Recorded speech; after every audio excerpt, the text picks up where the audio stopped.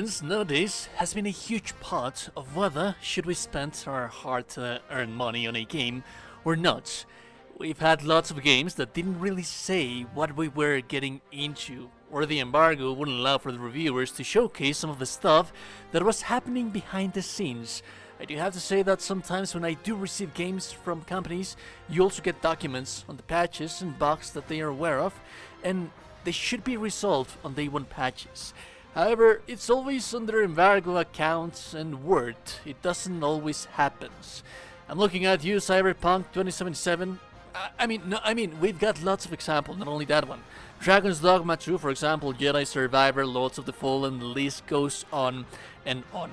Black Myth Wukong has been highly hyped, not only because of the beautiful, nearly realistic, gorgeous graphics that it has, but also the silky, smooth, precise, and breathtaking animations that could also be a constraint on the GPU or console's power. And I think that this, especially, is one of those games that kind of, because of how great it looks, it kind of makes you be concerned. I'd say that I have good and bad news for you as well. I do, however, like the transparency that Game Science is showing us before release with this feature that I say should be a VAR setting on gaming. I cannot praise this enough. A benchmark tool that you can test and download right now from Steam before you actually buy the game.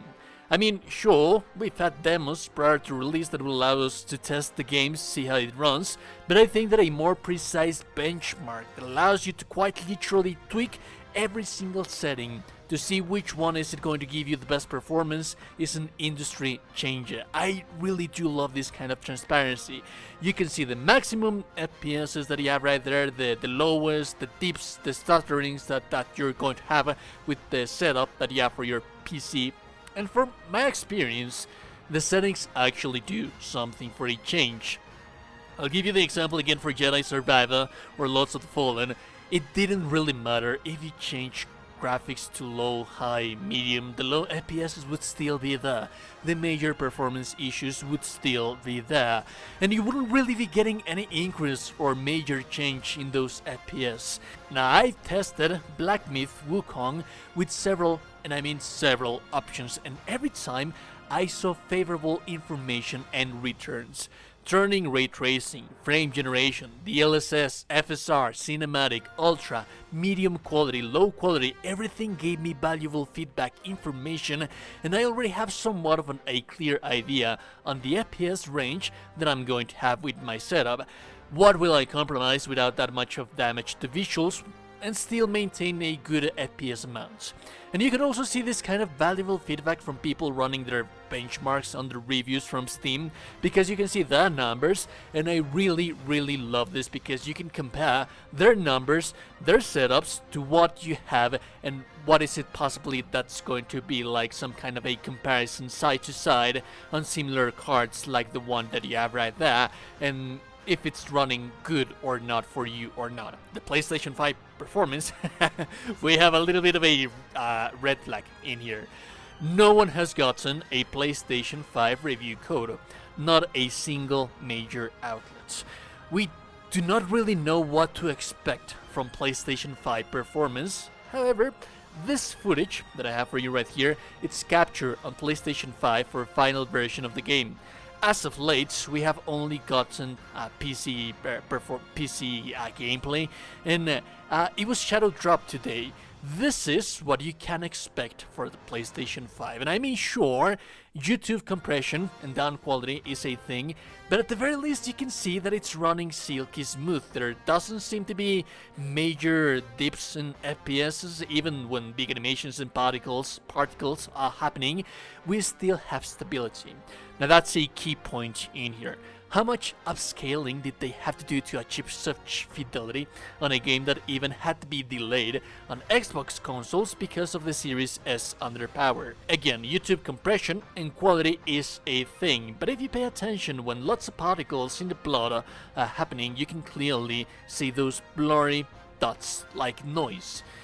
And however, you do really have to make the effort to notice it.